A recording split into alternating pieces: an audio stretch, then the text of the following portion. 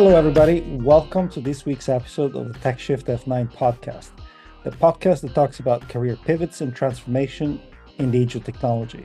We do that by interviewing amazing professionals who have had incredible career paths. And I'm your host, Maurizio. Now, this week, I'm super excited about having Makoto Shibata-san on the podcast. Shibata-san is, rightly so, the godfather of fintech in Japan. He's been an acquaintance of mine for many years, and I've admired his work in the fintech space and supporting the ecosystem here in Japan. Shibata-san, welcome to the show. Thank you so much for being here. Hello, Maurizio, and thank you for having me. It's a pleasure. So, Shibata-san, you've had a long, distinguished career in finance. You're now in fintech, but do you want to walk us through that journey of yours a little bit? Right. After graduating from the university, I joined Bank of Tokyo, a commercial bank, but one of the most international bank among the Japanese ones. And at that time, I started a typical banker's career, starting in the retail branch office. And I did almost everything, starting from bank clerk, bank teller, and also going out to solicit retail customer. And after 3 years of retail branch experience, I had an opportunity to study for 2 years at Oxford. And at that time, I did study on development economics, which was also my main focus during my undergraduate days. So I was thinking of going into financial service related to development area. So helping developing countries to grow, or having project finance and these kind of things. And after finishing my 2 years graduate study at Oxford, I came back and I joined accounting division. So that was kind of a training period where I tried to learn what is happening in the bank. So I did accounting for the daily activities, and also I worked in planning process of making budget and also allocating the resources. So that helped me to understand what was happening in the bank. And after that, I was transferred to Nagoya office, where I worked as a loan officer in a corporate banking area. So I helped many corporates to engage in their trading activities, or at that time, many of the Japanese corporates are trying to shift their manufacturing base to outside of Japan because of the appreciation of Japanese yen. So I was in a position to help that as well. And after working in that corporate banking area for a little more than 4 years, merger happened between Bank of Tokyo and Mitsubishi. And at that time, I was brought back to a corporate planning division to support project on merging two different accounting system together, especially managerial accounting, how to measure profits in different line of business. Right. And two banks had completely different approach.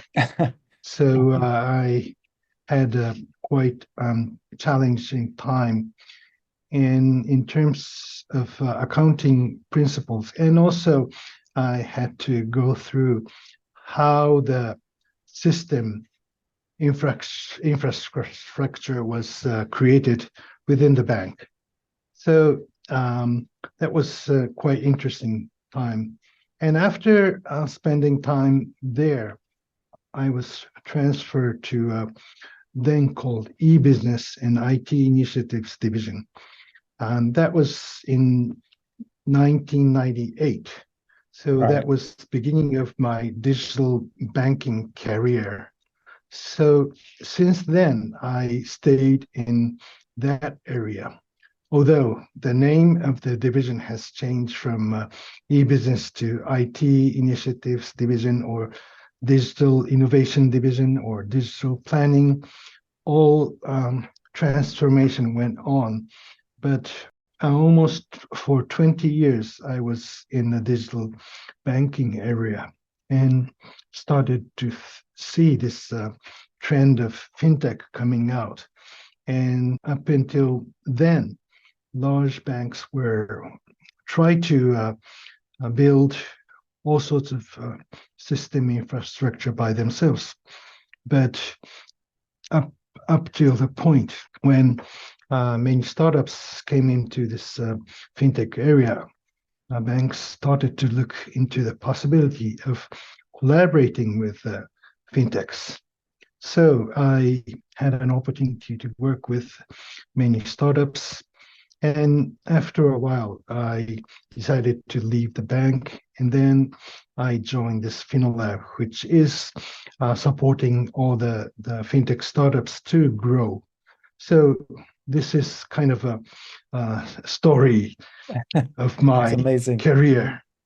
Fabulous. Thank you. And Shibata-san, the work you do with Finolab is amazing in supporting the fintech ecosystem in Japan and connecting it with overseas initiatives. But I want to go back a little bit to your early days and just asking what attracted you to finance as career choice. And secondly, do you think that finance still attracts top talent from universities in Japan?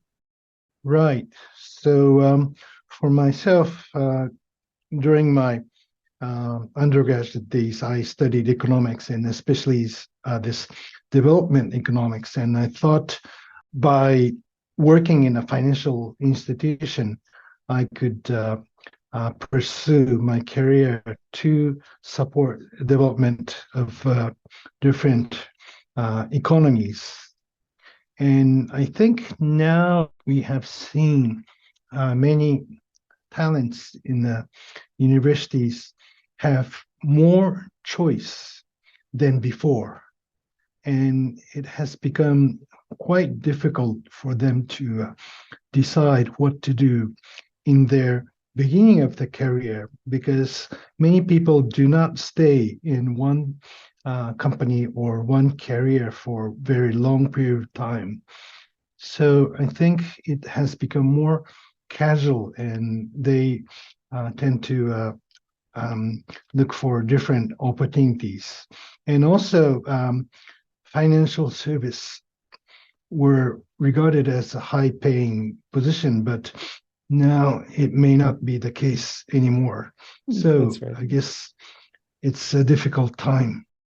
Indeed, it is. And so you mentioned you started your career in corporate banking, and in '98 you sort of assigned to the division that will eventually become the digital transformation unit. But Shibata-san, how did that happen? Was it just by accident? Did you show some interest in that? And that was kind of an accident. I mean, Right.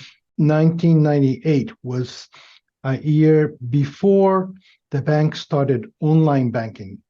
So they were looking for personnel who has ability to absorb new things readily, especially and in this internet world, we need to learn a lot from outside of Japan. So language skill was required, and also I had an opportunity to study in the UK. So people thought that I'm a fast learner and also, I had an experience in corporate finance and accounting, so that the people thought that I have a good understanding of a basic structure of the banking service in terms of technology, in terms of business. So You're I was assigned to this area. you're essentially the right person at the right time in the right place, um, which is amazing. And you have witnessed this incredible change over the years in how technology is used in financial services. But and some people still say that probably we haven't seen enough change. But personally, how did you manage your own learning with regards to new technology, vendors pitching different ideas, new systems? Because it must have been quite overwhelming, but because you also had the pressure of having to deliver on that. Right. And I think there were no shortcut to learn these things. You just need to stay there and talk to people and to understand what um, the new technology can achieve in terms of business. And I not engineer by background, so I can't write codes, but just that I come to understand what um, technology can achieve over the years. So, and also it helped me a lot because the technology advancement um, came readily in the way that we don't now need to understand the programming in order to control computer. So Windows or new software would help us to do things on computer without learning all the complicated codes. Fair enough. But I really appreciate your point that you have to do the work. You have to spend the time and learn and read and talk to people. There's no shortcut. I love that quote. Um, Now, for several years, you've been bridging the world of traditional finance and fintech. You've got experience working with startups, young entrepreneurs, technologists. But I'm sure coming from the banking world, where there's, I think, a high degree of rigidity in the way people work together, how did you adapt to this new way of working with, these younger folks? Yeah, I guess one of the biggest challenge is that typical bankers would argue about risk if you want to do something new. They always come up with risk associated with a new endeavor. But in order to achieve something new, you need to think about how you can deliver the result or how you can execute. So, bridging the gap between people who are quite risk averse and young entrepreneur who would like to execute something is the one of the major challenge. But now technological changes has become quite rapid, so that if you don't start new things, you may be left behind. So the risk of not doing new things has become larger than before. And I think it is quite important to explain this point to the traditional banking people, which may take some time. Yes, it usually does. Um, so again, sticking with your more current work at Finolab, bridging the startup community and the corporate world, what prompted you to take on this role and how are you enjoying it? After working in a large organization in the bank, I had to always worry about what my boss think or what the president think or CEO thinks, and there's so many different people involved, and I get orders or requests from so many different people. Right. But now in this startup world, I don't have to worry about very complicated communication. If I talk to a CEO of a startup company, it's very straightforward. Decision making process is very short. So I think this is the main difference between the corporate world and now the world of startup. That's great. And following up from that point a little bit, I'm sure you've seen a lot of examples of good cooperation between corporate world and fintechs, banks and fintechs. And you probably have seen some that are not very good. I'm not going to ask which ones, but I would like to understand what you see as the most successful ways for, tech people, technologists to work in finance, and perhaps what are some of the biggest challenges that individuals coming from that side, the IT side, can come across. Right. So I guess you need to be very clear about what problem or challenge you are trying to solve and how you use technology for that. And if you start from technology saying that I want to use blockchain or AI to do something and then come up with certain solution, it often fails.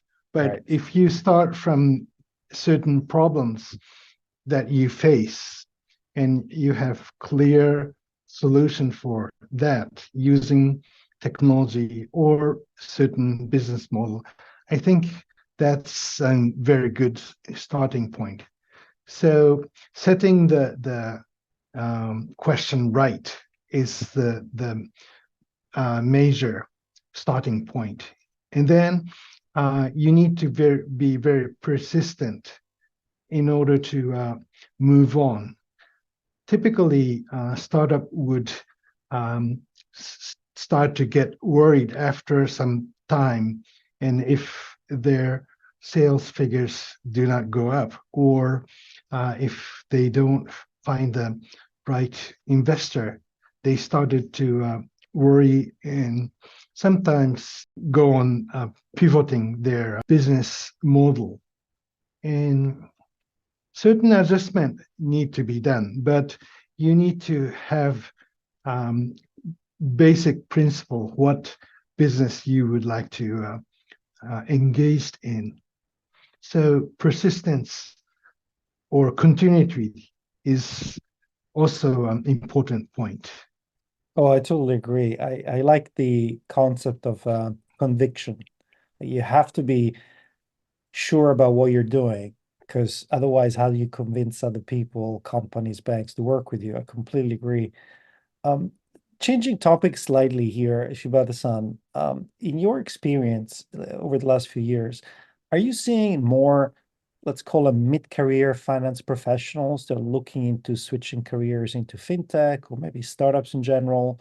And I wonder if you see this trend changing over the next few years. Obviously, now the economy is not as good. People are a little bit more worried about jobs. And lastly, what would make a typical finance person successful in the tech startup scene? In general, in Japanese corporate world, people are becoming more flexible about lifetime career. So we see more liquidity between their mid-career. So we see many youngsters leave the company to join other companies, or even the mid-career person would change their position.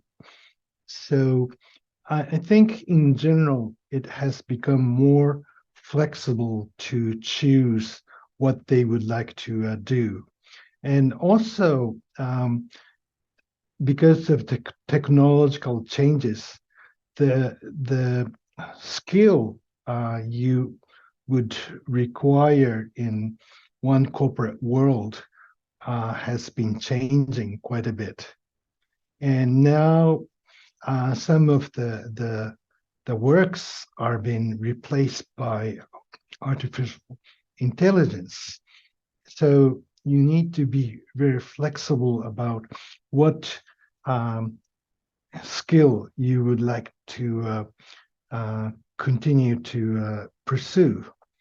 So I think the career plan or the uh, career pattern has been changing quite rapidly in these some years, and maybe that will continue for a while. So you really need to uh, see what you would like to do in the future with your existing skills and also the technological changes. And on that point, I mean, I think we can agree that fintech has really become mainstream by now. But if you were to talk to a youngster now in terms of possible career paths in fintech, what would you be are the most exciting areas to focus on? Technology has become part of our daily life, and especially now with generative AI and other technologies coming in, you don't need to learn all the uh, technical things like writing a code in order to um, achieve something with technology. So it's like driving a car. You don't need to understand the mechanics, but you can drive a car. And Right. also, in olden days, you need to learn a manual stick shift, but now automatic driving is common. And also now auto driving will come in so that you may not to uh, learn actual driving. So Right. that kind of technical changes is um, quite relevant in the way that we learn things and try to adopt. Let's go back to talk about yourself a little bit.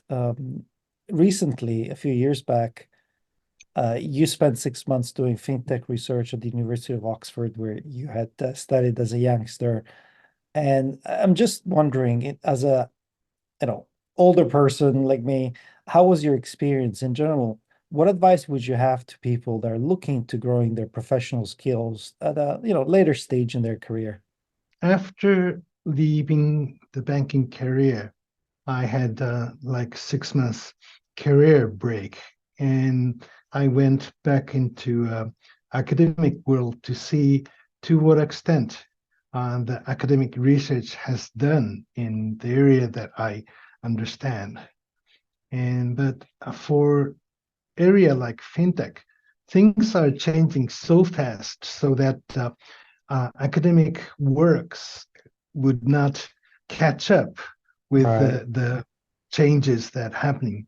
So I once had a thought that I might go into academic for rest of my career, but I thought that it's more interesting to stay in the business world to understand what is happening in the world. So I think that's challenge that academic research is happening right now since the technological changes are moving so fast. Very good point. And Shibata-san, I have one last question for you. What's next for Makoto Shibata? What are some of the goals and objectives that you've set for yourself for the next few years? Well, I will continue to support startup, and the startup, if they become successful, that's one of my joy. And also, I'm trying to help corporates, financial institution, to engage in startup to digitally transform themselves. So it works in the both ways. I know the both worlds, so I would like to support both sides. So if I see any side of these players become successful, that will be my um, reward. Fabulous. Shibata-san, thank you so much for your time. It's been wonderful having you on the show. Thank you very much. Well, folks, that's all for this week. Stay cool, stay positive,